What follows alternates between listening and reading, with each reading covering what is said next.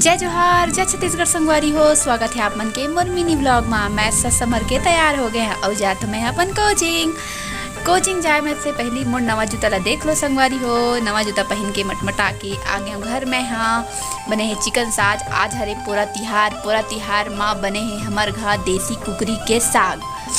जेला मैं खा के हो गया टन। अभी लेके जाता हूँ, आपो मन ला ललचवाता हूँ। कैसे लगी इस कमेंट में बताओ। साथ में ला है दही हम मोला पूरा तिहार के बरा और गुलगुल भजिया। और मैं हाँ बुझत एदे मशीन चलावत हूँ।